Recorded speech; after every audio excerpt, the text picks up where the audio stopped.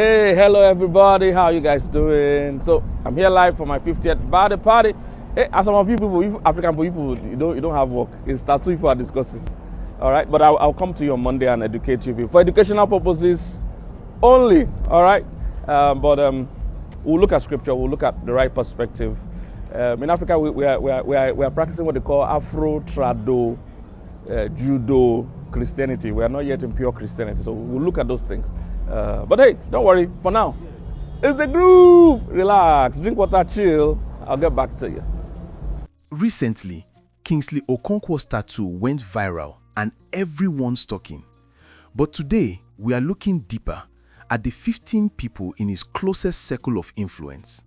These are the people who have publicly supported him, worked with him, and helped shape his ministry and impact. And trust me, the sixth person in this episode will surprise you. This is more than just gossip. It's about influence, loyalty, and the people who really matter behind the scenes. This is Blackish Gold Originals. Let's dive in. 1. Niyi Adesanya. Niyi Adesanya's relationship with Kingsley Okonkwo isn't just casual or coincidental. It's collaborative. Over the years, Niyi has been featured repeatedly in Kingsley's elite coaching programs, church events, and leadership initiatives. Likewise, Kingsley has given Niyi a platform at multiple public engagements. These repeated interactions signal mutual endorsement within the same influence network. In influence psychology, repetition matters. When two respected figures frequently appear together, audiences naturally assume they share values and principles. Niyi represents high performance and business results, while Kingsley embodies moral and spiritual guidance. Together, they blur the lines between success and doctrine, merging business achievement with life principles. This creates what experts call authority stacking. Credibility from different areas, corporate and spiritual, combine to strengthen influence. Followers are less likely to question the ideas being shared. Over time, their repeated collaborations amplify authority, making shared ideas feel proven, necessary, and even untouchable. Critics argue that this makes the relationship more than professional.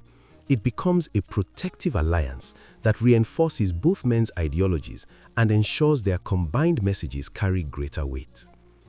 How does someone like Fela Durotoye take this influence a step further, using ideology to shape the beliefs and behavior of an entire generation? 2. Fela Durotoye.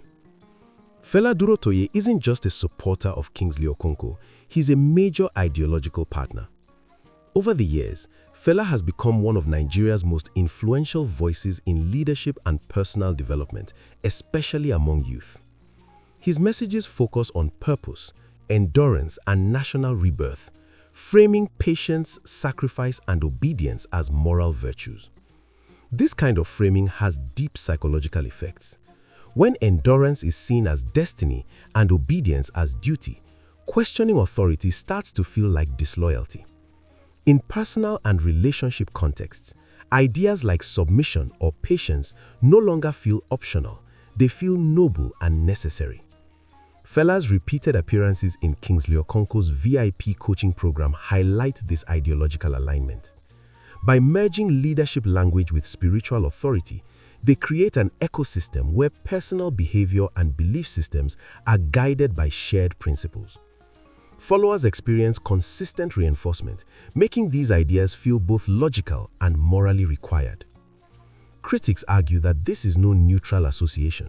It's ideological cross-pollination, an intentional merging of authority and moral guidance to shape behavior and belief. Through this, endurance, submission, and alignment become not just choices, but obligations framed as higher purpose. With ideology reinforced so strongly, how does someone like Emmanuel Olumide step in to shape gender roles and reinforce masculinity within the same ecosystem? Emmanuel Olumide. Emmanuel Olumide has steadily built influence in the singles and marriage space, running seminars and conferences across multiple countries. His work focuses on clarity in relationships, particularly around roles, expectations, and structure, topics that naturally overlap with Kingsley Okonkwo's ministry, which also targets singles and married couples. At the heart of Olumide's message is male leadership. He presents leadership as order and submission as stability, framing authority as functional, not negotiable. In psychology, this reinforces patriarchal narratives. Following the rules is seen as alignment, not loss. When repeated across sermons, coaching sessions, and public events, these ideas start to feel like settled truths rather than personal opinions.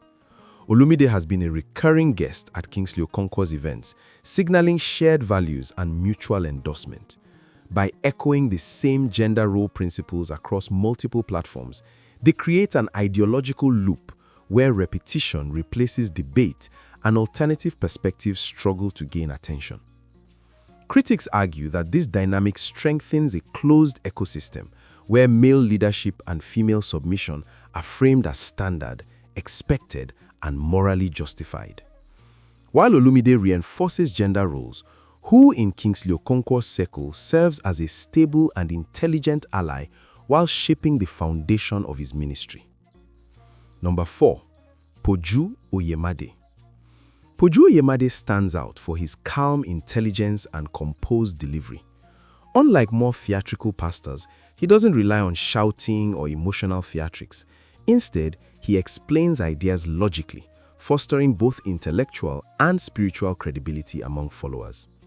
This style has profound psychological effects. People trust him because they feel guided, not coerced. His calm, reasoned authority lowers suspicion and builds loyalty. In the broader ecosystem around Kingsley Okonkwo, Poju functions as a stabilizer. When ideas about marriage, submission, or gender roles are reinforced by measured voices like his, they begin to feel like established truth rather than open debate. Repeated exposure to these ideas, paired with credible thought leaders like Poju, strengthens obedience and conformity subtly. Followers internalize teachings as natural and necessary, reinforcing the influence of Kingsley's network without overt pressure. If calm authority stabilizes the message, who ensures that this influence is consistently packaged and delivered to audiences in a way that sticks and feels trustworthy? Number 5. Leke Alder. Leke Alder is more than a branding consultant. He's a narrative engineer.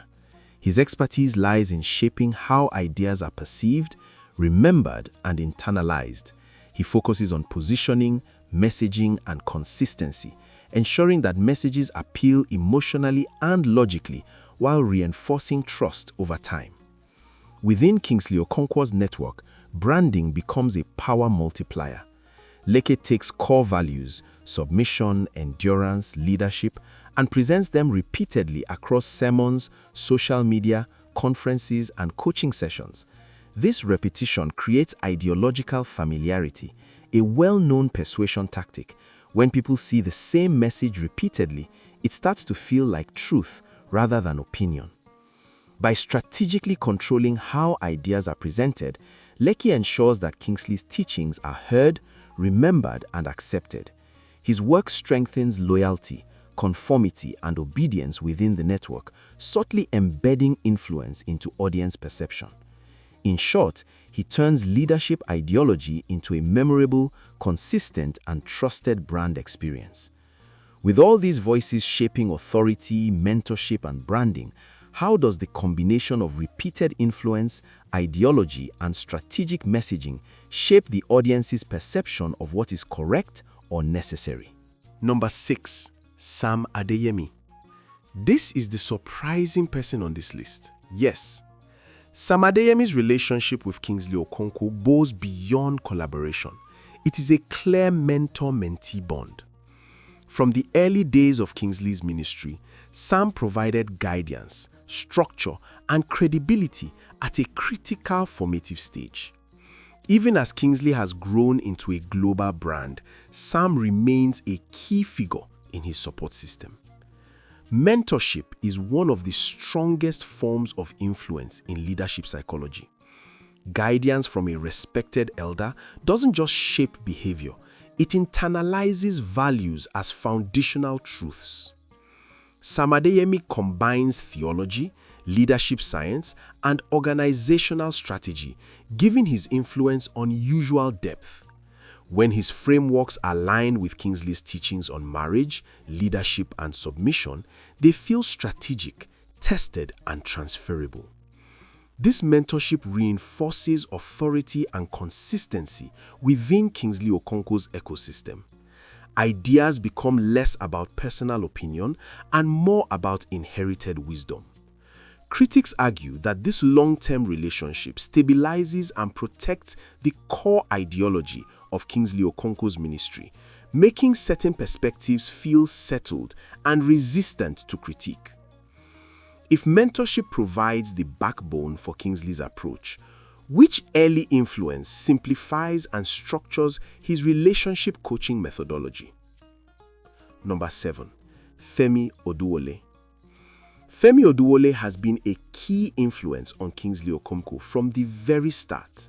Referred to by Kingsley as his pastor and mentor, Femi helped shape his approach to relationship coaching long before the ministry became globally recognized. Femi's strength lies in simplifying complex relationship dynamics into clear, structured frameworks. He emphasizes defined roles, expectations, and boundaries. This clarity gives followers direction and confidence. They know what is expected and what success looks like. From a influence psychology perspective, this approach has powerful effects. It discourages nuance, limits debate, and subtly frames deviation as failure. Within this system, questioning the rules feels like going against the model itself. By embedding these principles early in Kingsley's philosophy, Femi established a rule-based, systematized approach to relationships. Adherence is rewarded and dissent is gently discouraged. Critics argue that Femi's influence helped make Kingsley's teachings feel certain and actionable. The principles aren't just ideas, they become measurable, repeatable, and expected standards for followers. That was a deep look into Kingsley Okonkwo's inner circle and the people who help amplify his influence. Now you see how power, loyalty, and repeated support shape what followers accept as truth. What do you think? Do these alliances make his influence stronger, or do they raise more questions? Drop your thoughts in the comments, share this video, and don't forget to watch part 2 of this episode showing on the screen now.